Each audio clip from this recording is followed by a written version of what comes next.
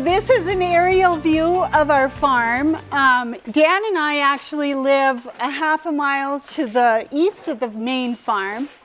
But you can see here, this is one of the family gardens. This is another family garden. This is a perennial patch of asparagus, onions, rhubarb, that sort of thing. Here's the chicken coops. This used to be a turkey barn, repurposed for our seed operation. And David had small grains, so these are all small bins here. But, so that's just a overview of our farmstead. This is our team. I had somebody at the table ask me, who do you work with? And this is it. Dan and I do all the work for Prairie Road Organic Seed. We used to have, our kids were very involved. They're all 28 and older at this point, so it's Dan and I, but we've done it for so many seasons now that we've pretty much got it down.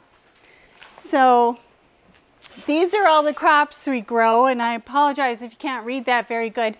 These are all our primary seed crops: asparagus, arugula, beet, carrot, cucumber, dry beans, green beans, eggplant, flowers, herbs, ground cherries, lettuce, melons, onions, peas, peppers, popcorn, sorghum, spinach, squash, sweet corn, tomato, watermelon, zucchini, and more. And over here, this is the small grain crops that were grown on our farm. Proso millet, buckwheat, oats, triticale, hairy vetch, grown as a companion crop. And then these are our green manure crops. But I would add that all of these crops have been used as green manures as well. When we have older seed, let's say we have a bunch of beet seed that maybe the germination rate isn't good enough to pack in our seed packets anymore, that can be used as cover crops as well. So those are the crops we raise. And so this is what I want to focus on, is seed security equals food security.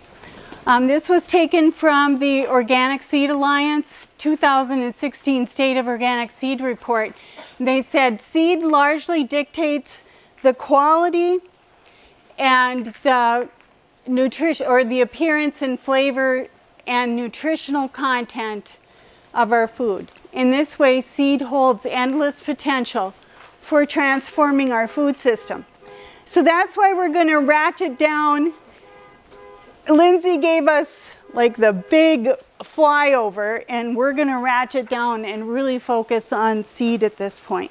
So that's why we do what we do. And I want to take you back in time. So this is a bulletin from the North Dakota Agricultural College, 1927. Some of you might be old enough to remember when they used to put out bulletins.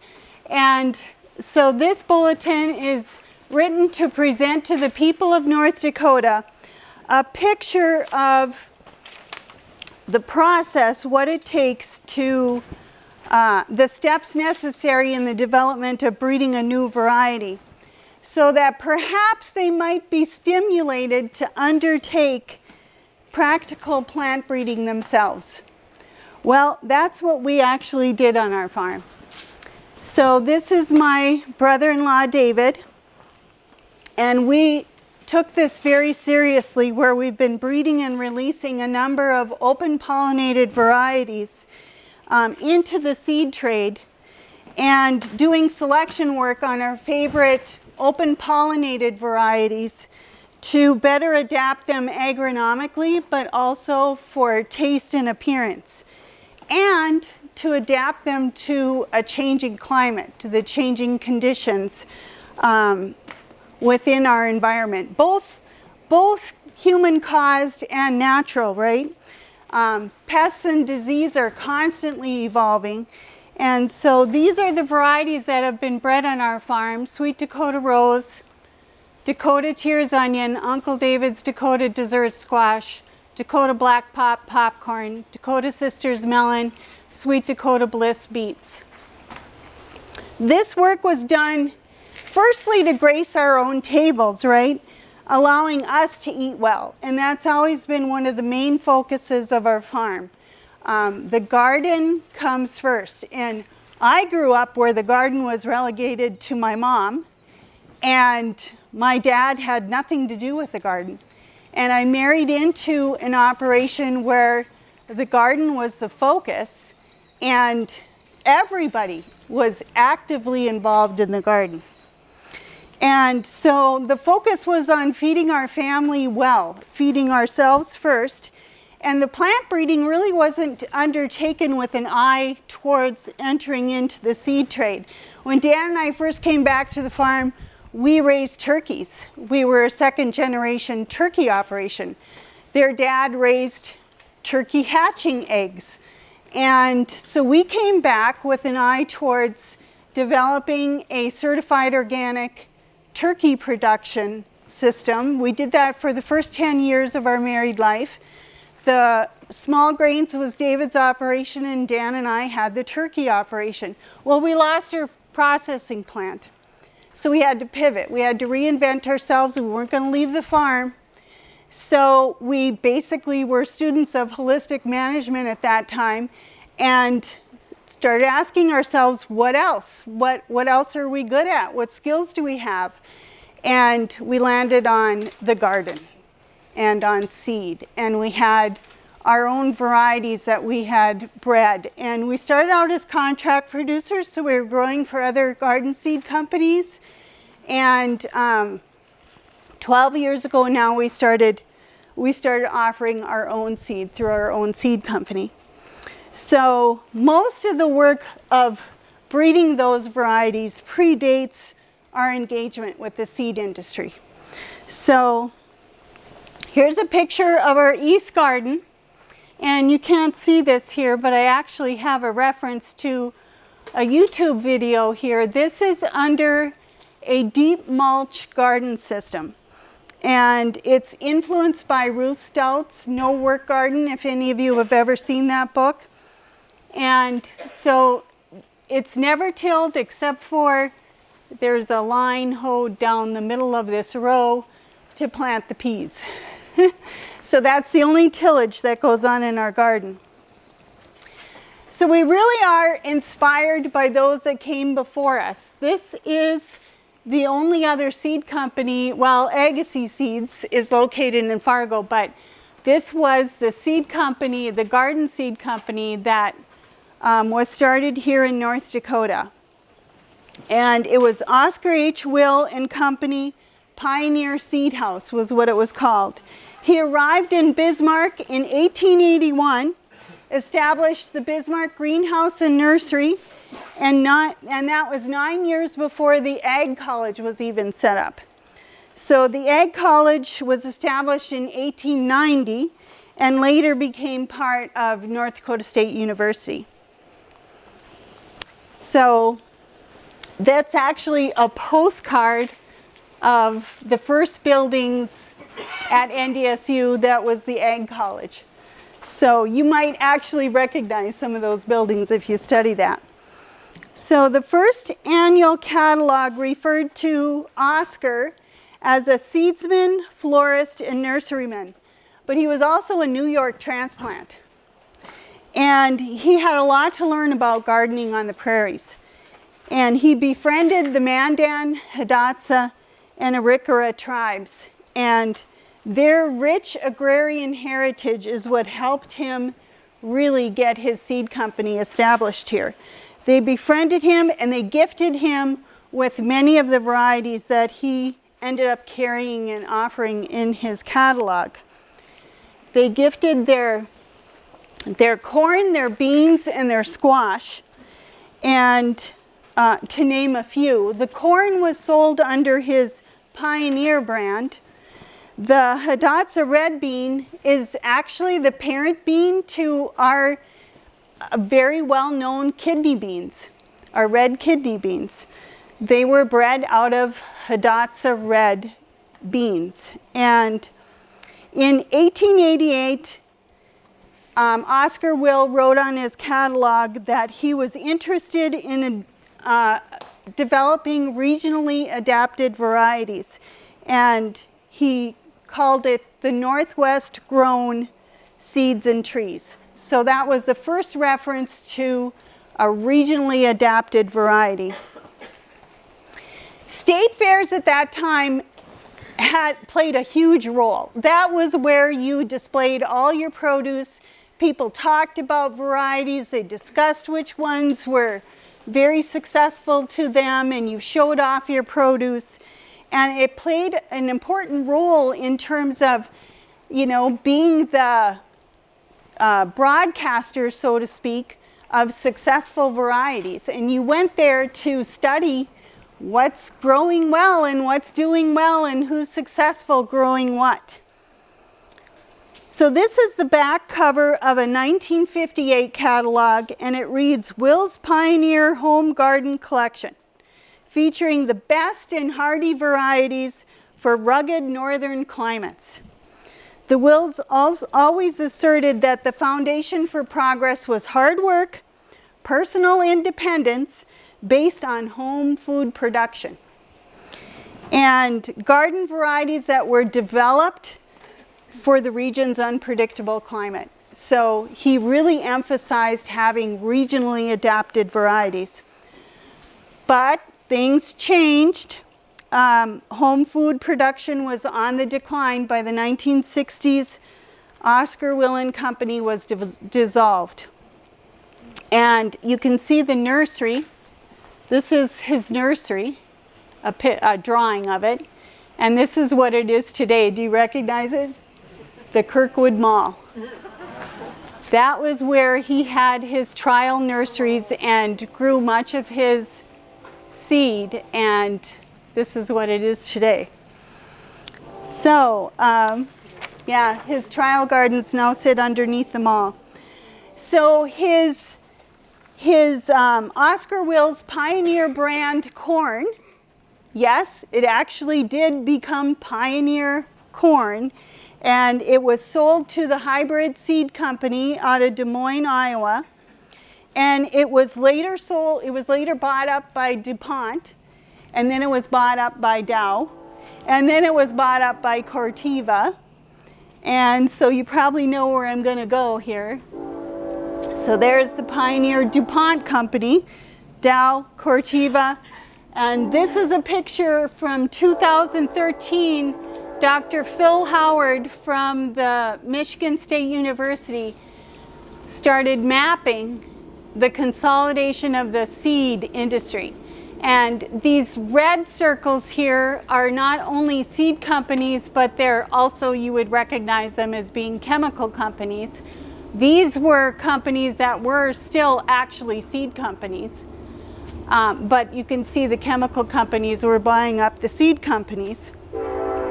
And this is what it looks like as of 2022. So, you know, Monsanto's over here, bought up by Bayer.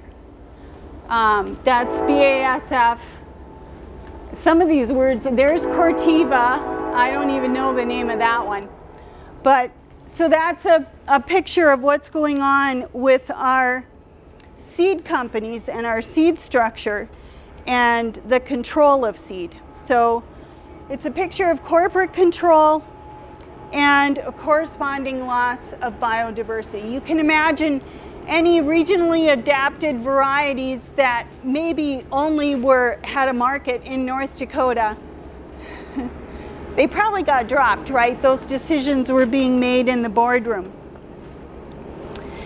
So we needed an alternative to that reality. And so there was a group of us from across the country who came up with the Open Source Seed Initiative, and all of our varieties are pledged to that. So anybody who purchases our seed receives this pledge that the Open Source Seed Pledge is intended to ensure your freedom to use the seed contained herein in any way you choose, and to make sure those freedoms are enjoyed by all subsequent users.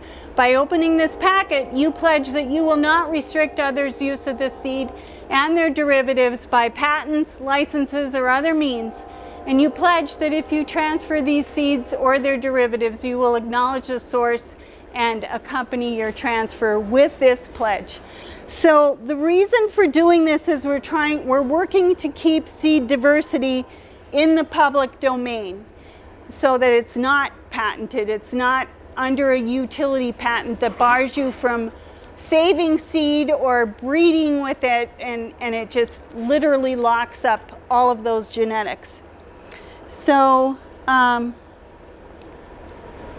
biodiversity is being seriously eroded and limited by not only utility patents, but also monoculture, agriculture, breeding for genetic uniformity. We want, tabletop fields where every plant is a carbon copy of the plant beside it. Of course, the utility patents, and then you have the whole cadre of insecticides, herbicides, fungicides, which further destroy the life and ecological balance and ramp up disease and pest cycles. So we're seeing a huge erosion of and a huge challenge to the biodiversity. So this erosion of biodiversity is occurring at a critical point in time, and this is why I'm focusing on this, because at this moment when we most need a diversity of crops on the landscape and genetic diversity within those crops, so again, the breeding for uniformity and ratcheting, narrowing the genetic diversity within the crops, we need that diversity to help us deal with the challenges of climate change. The more you narrow the diversity, the less ability that plants have to adapt to what's coming at them and to adapt to additional disease and pest cycles. So it's the diversity that's critical to our food security in the face of increasingly erratic and violent weather. So we're used to this, right? And during the pandemic, we experienced some of this. Not so much in our area here, but I understand the coasts were particularly bad, where they saw a lot of empty shelves. And that actually spurred a lot of people to start gardening. So in the 60s, we don't need to garden. It became optional, right? And now we're seeing a resurgence of interest in gardening. It's a fear-based resurgence, and I guess I would like to see it flipped, so it's more of a resurgence based on pure joy, like Lindsay talked about. So one important aspect of seed security and biodiversity security is our seed banks and our germplasm collections. And they got the big vault up in Norway where they're collecting germplasm from all over the world and storing it away. And that's one form of genetic conservation, but I would argue that we actually need that diversity on the landscape. It needs to be experiencing our disease and pest cycles, the changes in the climate. If you take it out of the vault and it's been in there for even 10 years and now you reintroduce it and it's used to whatever was going on in the ecology 10 years ago, it's going to go into shock, right? And a plant that is struggling is not going to be productive and is not going to be nutrient dense. We need strong, resilient seed. And this was in last week's Morning Ag Clips. And it was sent to me by a friend of mine, Steve Zwinger. Many of you may know him. He emailed it to me and he said, I think you need to see this. And he's one of what I would call a seed champion as well. So in a nutshell, you can read the headline: Organic farming leads to adaptations in genetic material in plants. That was the headline. And in a nutshell, what the key sentence is the variability in the environmental forces acting on the plants seems to lead to greater genetic heterogeneity. What that means is diverse genes, right? As a result, the plants are better able to adapt to these types of changes. Overall, the results demonstrate the importance of cultivating varieties with enough genetic diversity to adapt to a changing and challenging environment. That the resulting seed will be optimized for organic farming. As their genetic makeup has adapted to these conditions, they'll be more robust and deliver higher yields. So basically they're saying you have to let the plants go through the pain, right? They have to experience whatever is challenging them out there, and they have to dig deep and turn on genes and turn off genes in order to figure out how to survive. And if you hit them with a silver bullet and you make it easy for them, that adaptation will not happen. And so, you know, we want our quick fixes. We want our silver bullets. We want it to be easy. And it's kind of like all, you know, many of you raise children. Do you make it easy for them, or do you let them go through the pain, right? I mean, there's lessons to be learned and information to be gained. So in short, what this means is if you want to garden organically, the best seed that you can buy for your organic garden will be seed that was grown in organic conditions. And the plant will adapt to their environment, to the environmental challenges that organic garden experiences, and it will challenge them to adapt by not taking any shortcuts. So our plant varieties become more resilient, but they have to have a diversity of genetic resources within them. So that's why we select open pollinated varieties. We try to choose ones that are heirloom, like pre-selecting for uniformity, right? We want as much genetic diversity within that crop as possible. Or you breed a bunch of varieties, you cross a bunch of varieties, and you create that diverse population and then start selecting from within that. Oh, there goes the wind. So all of this is to say that seed actually matters. Gardening matters because food matters, right? Reducing our dependence on outside supply chains. So again, picture those empty store shelves. We need seed that's bred for genetic diversity, not uniformity. And we need seed that's grown in organic systems where we're not truncating the pain by using a silver bullet. So here's a picture of our watermelon patch. This is Sweet Dakota Rose. It was bred on our farm. And actually, we had a disease come in and nearly wipe out this watermelon completely. But there were a few survivors. We saved the seed from the survivors. And that's Sweet Dakota Rose today. So Mother Nature performed a very harsh selection process on our watermelon. And so we're growing watermelon for seed, right? So we let the frost actually kill out all the vines. And this is all the melons that were underneath them. And we were harvesting the watermelons at this point, and we were halfway through the patch, and I stopped and thought, oh, I didn't take a picture.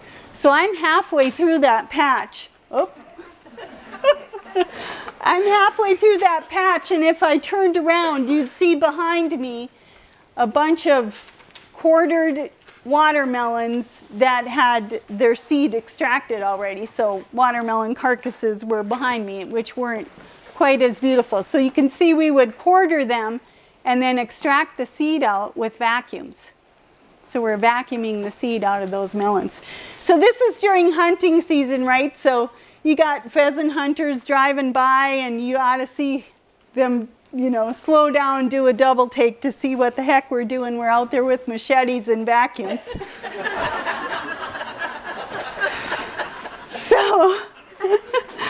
So we give the neighbors a lot to talk about.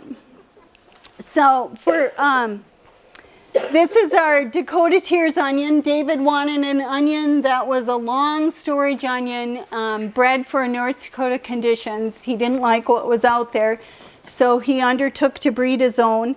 And so this onion was bred during the 80s and the 90s, and was released into the seed trade in 2008, and was actually selected as one of the top 10 new varieties by Organic Gardening magazine in 2010. That seems like a long time ago, but in some ways, but it's relatively recent, really. So, yeah, and then here's our squash. So Uncle David's Dakota Dessert Squash. How many of you have had Uncle David's? And so we've been selecting that one for over 40 years for a deep orange color, a nice smooth texture, and of course all the agronomics it's got to produce, the hardiness, and can withstand cold temperatures, right? Get a good start in the spring. This is, so that's Uncle David's. That's again when the frost has taken out all the vines. You can't really see it very good, but there's a lot of squash laying out there. So we go through and we pick all the best squash. So that's one of the first things we do, is go through and select the ones that have the right shape, nice broad shoulders, deep flesh, so you get as much yield as possible from it. And then we take in the ones that were the best. That's the stock seed, so that's the seed for the seed. The stock seed is the very best of that year's production. We save the seed from those plants, and that's what we plant back the next year. So by doing that year after year after year, you're selecting for the very best. Now with squash, we actually take the stock seed into our garage, and that's the squash we eat all winter. And the first time I came to visit the farm, it was in the fall of the year, and they were doing their squash selection. I did not grow up with squash. I didn't think I liked squash. I was like, you're having squash for supper? Oh, yeah, I also grew up, you eat all the food on your plate that's put in front of you, right? Anyway, here next to the plate was a card where you had to rate the squash for taste, texture, color. Everybody had to participate. Well, you know, I didn't even know what squash tasted like, much less if this was a good one or a not good one. But I discovered I actually like squash. And I've also discovered that, yeah, Uncle David's is my favorite. I can't eat any other squash now. But yeah, they had pie tins all over the living room with squash from certain plants that were going into the stock seed. So they were drying the seed on the radiators, and that all went into the stock seed, if that particular one made the grade. So that's our selection process for squash. This is Dakota Black Popcorn, also bred on our farm, and you can see this is what we're selecting against. And I don't know if you can see from back there, but those kernels are super sharp. And when you would pick it, it would actually, if you were wearing gloves, it would tear your gloves. Those kernels would be so sharp. And the reason you don't want sharp kernels is because that tip, that sharp little point there, is the point that's going to pop first. And if it has that point, it's a weak point. If it has a nice round kernel, now it's got to heat up to a higher temperature before it can pop, because there's no weak point. So it's going to pop that much bigger because it heats up that much higher temperature. So you'll get a much bigger pop on something that's a smooth kernel. So we go through and we hand harvest all our popcorn. And select against, if we find any of these. It's rare that we actually find sharp ones, although there's some seasons where there's more sharp ones because the popcorn is digging deep. 2001 or 21 with the drought season, yeah, we had more off types than we've ever experienced because the corn was going through a really rough patch, right? So it was turning genes on and off and making adjustments. And so then we had to say, oh yeah, but okay, so you made adjustments, but now we need to make adjustments because these aren't going to work for us. So we had to throw out more sharp ones. But we handpick the popcorn. If it's stock quality, then we take another look at the plant and go to the base of the plant and make sure that it's not spongy. It's a nice solid plant all the way down to the ground, so it's not going to tip over in high winds. Or is the root structure strong enough? Did the plant lean during the winds? So, you know, we're making selections for agronomics as well as popability, right? So this is Dakota Sisters melon. And the way we make selections on this one is we go through the patch before we harvest any melon seed, select the very best looking melons, and then we wash them off and we take a slice from every one of them and we taste test it. Tough job, right? That's a lot of melons though. We taste test every single melon and we decide whether or not that's stock quality. And because we don't want you to be disappointed, right? So any melons that were exceptional as far as the flavor we'd save the seed. That went into the stock seed, the seed for the seed, right? That's what we planted back the next year. And all the rest of the seed goes into the packets. So you may be thinking, oh yeah, sure, sell us the inferior stuff. But you're getting the benefit the next year, right? Because we're saving the best and planting that back. But honestly, we've got this so dialed down that there's just slight nuances between the melons. I don't know, that one's kind of good, but maybe not as good as the one I ate before, you know, so we've got it dialed down pretty good. This is Sweet Dakota Bliss beets. Do any of you know that there's actually a compound in beets that makes it taste like dirt for some people? Yes. There's a compound in beets. You can't eat them. So it tastes like dirt. And so there's some people that like cilantro, other people that hate it because your tongue is sensitive to a particular compound in cilantro that you can't, it tastes like mosquito spray to you, right? I love cilantro, but you know, I feel bad for you that have that taste bud that just can't handle cilantro. Beets are the same way. Some people just cannot eat beets. Now this has a Lutz beet as part of its parentage, and the Lutz beet is actually a very, very sweet beet. The University of Wisconsin-Madison took our beets and they were running a beet trial, and they were testing all of the beets for that particular compound that makes it taste like dirt to people. And ours came in second.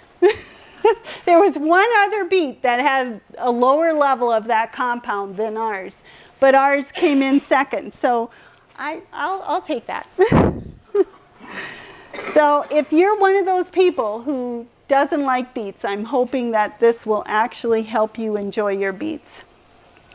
And then we have Dakota Sport tomato. And the story behind Dakota Sport is David adopted Crimson Sprinter tomato from an elderly woman who was a member of Seed Savers Exchange. She could no longer garden. Crimson Sprinter tomato was not available in the seed trade anymore. It was not commercially available. You could not find the seed of it. David adopted it. This is real language from Seed Savers. I don't know if are any of you members of Seed Savers Exchange.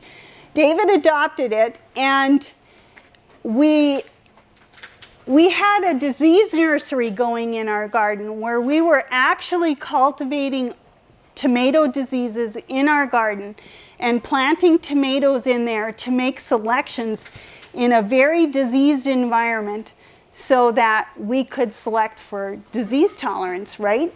And you wouldn't do that if you wanted to produce a really good crop of tomatoes, but you know, this is what we were doing to try and select against disease or try to select for disease resistance. Well, we had Crimson Sprinter in that very diseased environment, and we must have really challenged it because it threw out what they call a sport. When a tomato is under stress, it'll throw one branch of its tomato plant that is completely different, and they call it a sport. And it's a genetic mutation, and this is what it was. Crimson Sprinter has the true red crimson gene in it, which it was bred in Wisconsin, I believe, and the claim to fame of that is that it's very high in phytonutrients, right? One of those nutrient-dense foods that will help you fight cancer. And so Dakota Sport also has that gene in it, but look at that skin. You see this? This is a reflection of the person taking the picture. You can see a reflection of the person taking the picture in the skin. It's that glossy. It looks like that waxed fruit that your neighbor probably had when you were a kid. You know, that shiny, waxy fruit, that fake stuff that sat on people's coffee tables. But the skin is super thin, very glossy, never cracks. The only drawback is it is susceptible to bacterial blotch. So if you get a lot of splash from the dirt, there's a certain bacteria that can get on the skin of the tomato, and it will make the tomato start to break down. So that's the only drawback of Dakota Sport. But the skin is so much like the flesh that it's not the last thing in your mouth. You know how some tomato varieties, you eat it and the skin is the last thing you're chewing? Not with Dakota Sport. You won't hardly notice the skin. This is Martian Jewel sweet corn. I guess they have it growing out here, right, Jaden? So this is a corn that was bred by Alan Capular. At the time, he was working for Seeds of Change, which was one of the first organic seed companies in the country. And he was their plant breeder, and he had made the crosses for this particular corn, and it has purple husks, it's purple and green leaves, white kernel, purple cob. And when you eat it, it turns your fingers purple and your whole mouth will turn purple. Kids love it. Don't get it on your white t-shirt though. But it's full of phytonutrients again. And the breeder went on to breed an all purple sweet corn. So the white kernels are all purple as well. He's since passed, he's no longer with us. But he was working for Seeds of Change at the time, and Seeds of Change was bought out by Mars. And he had just made the crosses for this particular variety.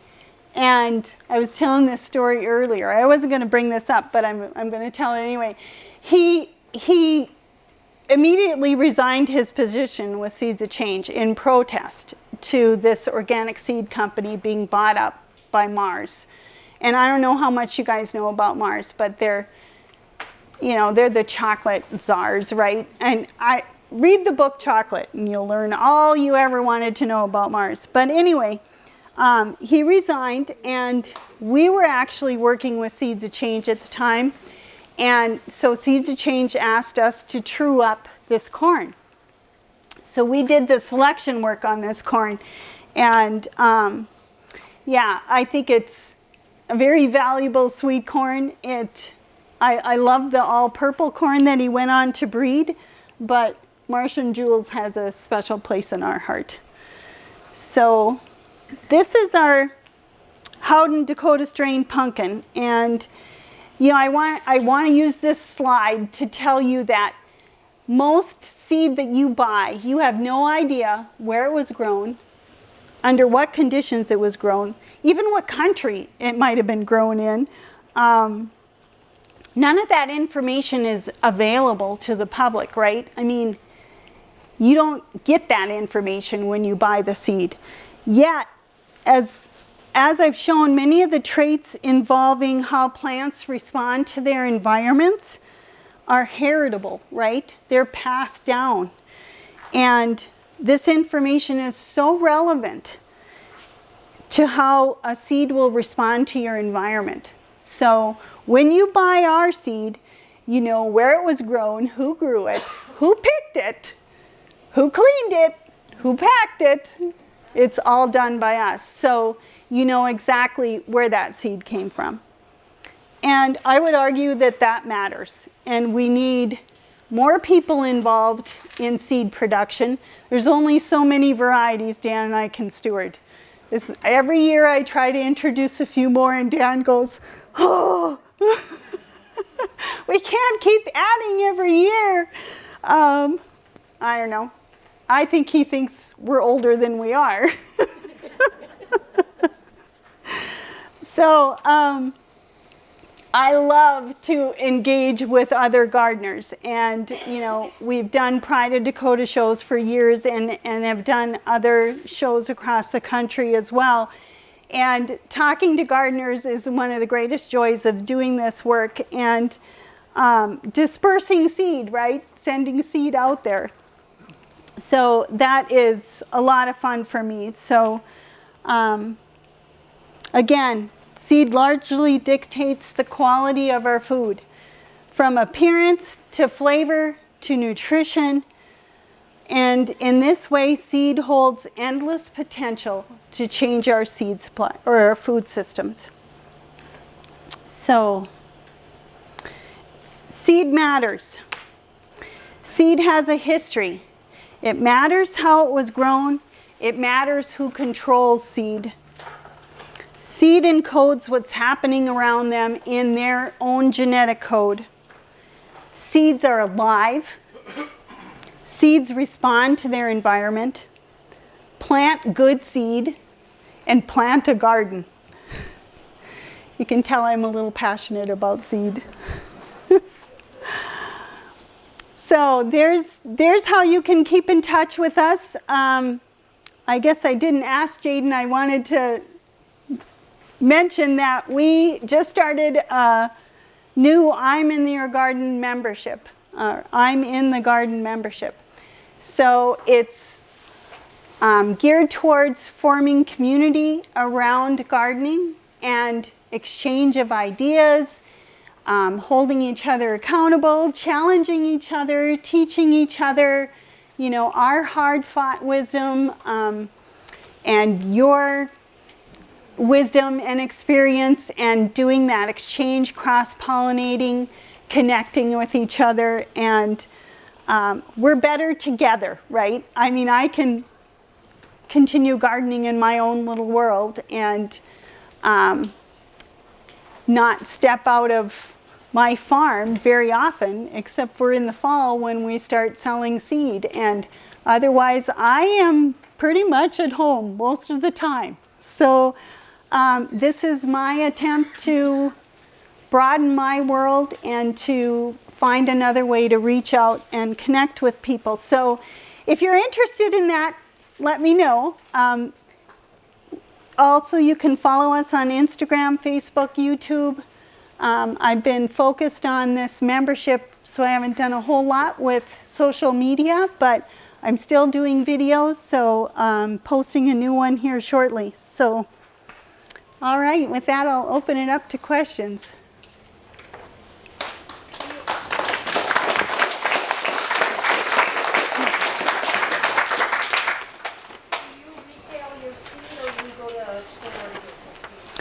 You know, we used to do seed racks, and when all our kids left and COVID hit, we were still doing seed racks up until when COVID hit. And then nobody was going to the stores to buy the seed that was in the seed racks.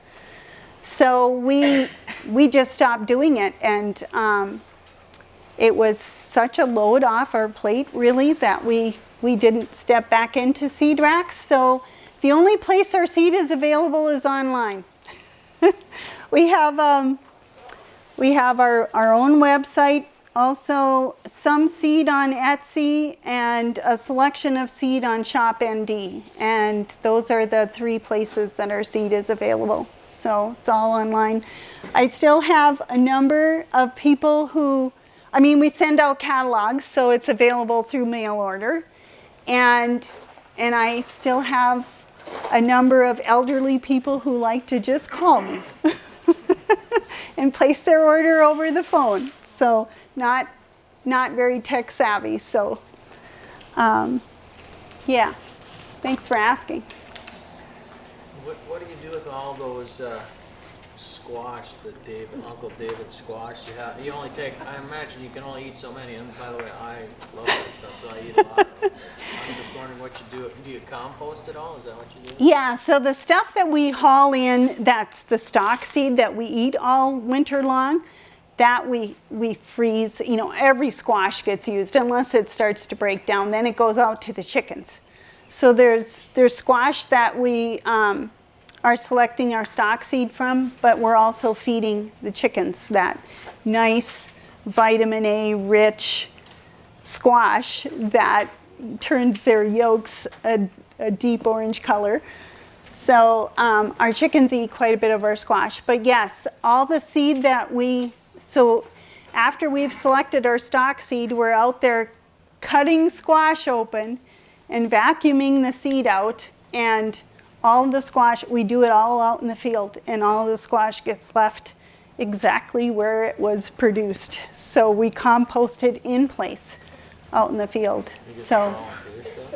Pardon? You get some volunteer stuff?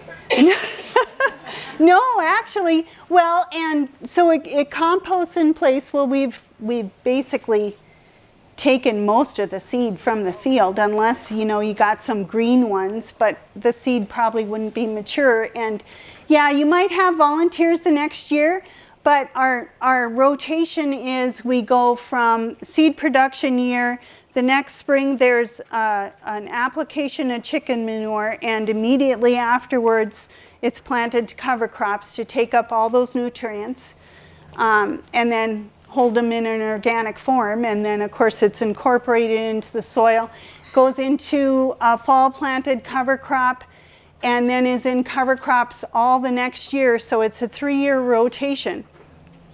And so our seed plots this year won't see seed again till the 3rd year. So that's our rotation. We want nutrient dense, high quality seed. So that's our rotation. And we use those cover crops to our advantage. And thanks to all you guys' work here, we're diversifying our cover crop species, and with an eye towards diversifying the soil microbes and diverse farming that other livestock, as Gabe calls it, right? All those soil microbes, because they do tremendous work for us. And we certainly saw it in 2021, where we had that just devastating drought. It was quite dramatic, and you can see in our no-till garden that just the huge benefit of that mulch and that undisturbed soil and all of that networking going on that Lindsay talked about the mycelium, just networking and creating superhighways for each other and sharing resources. And out in the field, so we go through 2 years of cover crops. We do use tillage in our seed plots, and so we saw a lot less of that kind of networking, of course, because you're disturbing it. And even though we use very little tillage, we're still tilling the soil, and so you're disturbing those superhighways. And so we certainly could figure out how to better our seed production system in terms of keeping that land covered and reducing our tillage even more. All of our seed plots are carefully manicured all year. We never let a weed go to seed out in our seed plots. And the reason for doing that, I tell you guys, if you can get that seed bank eroded, and after doing this we've been doing, all of our seed plots have been in production since, let's see, when did we start? We quit turkeys in 96, so we started in 97. So we just added a seed plot this year, so we'll have a weed seed bank in that plot. But you know, after doing this since 97, we don't have a lot of weed pressure. Our biggest weed is the seeds that blow off the trees. And then you get a rain event, right? And all these weed or tree seeds go to, you know, germinate, and yeah, that's the biggest weed pressure we have, is all the trees around the yard and weed seeds that blow in. You get a rain event with high winds, and it's coming from the wrong direction and blows right into your seed plot. You've got this mat of tree seeds that are going to seed. So that's our biggest weed problem right now. Any other questions?